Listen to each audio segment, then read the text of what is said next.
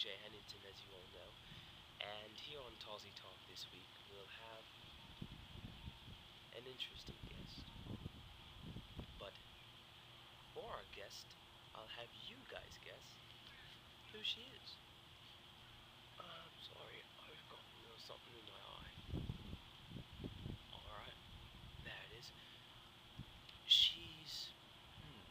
how can I describe her? Ah, don't ask me how I got a hold of her now. I don't even know if time machines have been invented yet, but somehow I got the first witch to be ever accused in 1692 of the Salem witch trials in Salem, Massachusetts. I don't even know if I said that state correctly, but where was I? Oh yes, the crazy witch from back then. You all know her. Tituba. Hello. Now Tituba, for all our viewers out there, we all want to know, let's get down to the nitty-gritty. Why was it that you were accused of being a witch? Let me first explain my origins. I was a little girl in the Arawak village of South America, and I was kidnapped and thrust into slavery. But then I was bought by renowned Reverend Samuel Parris of Salem. I served him well, and then he bought another slave. Right, John, your husband, if I'm not mistaken.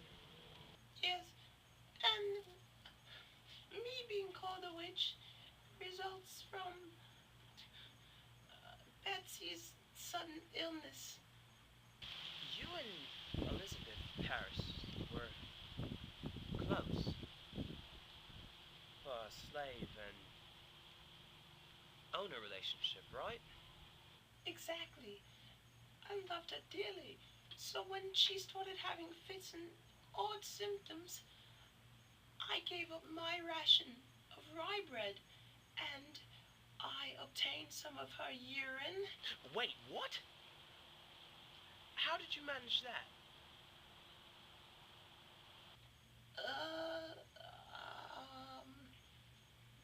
Anyway, so I cooked the two, both of them, and fed it to some dog to, once he eats it, he barks at the person that made Betty sick. I just wanted to find out who it was. Witch Cake was the name it got afterwards. And at this point, Samuel Parris beat me when he found out what I was doing. He misinterpreted my help for witchcraft. To avoid further punishment, I had to confess. But was it not Elizabeth Parris that blamed you?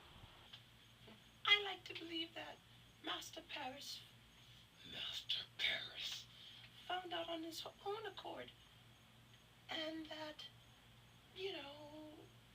Betty was loopy and delusional from her sickness. So I like to think of it that way. It wasn't her fault. Wow. So after confessing, or being brutally accused of doing so, you were jailed, I presume? Unfortunately. And John contracted the same disease Betty had, and we were sentenced to life. No. My memory's a bit fuzzy. We were sentenced. The rest is up in smoke. I eventually died. And now that you know this information, you must die. And it shouldn't come as any surprise. I am a witch, and I live up to my name. So, Mr. PJ, say goodbye to all your fans.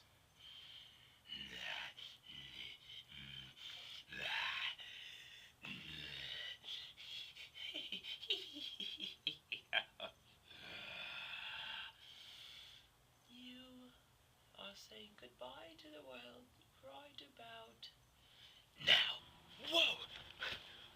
Oh, how did I get here? What did you do? Alright then, that's not important right now. Two things. I need to get the heck out of here. I hear demon foxes in the and secondly, I have to thank you for allowing me to interview you, Tituba.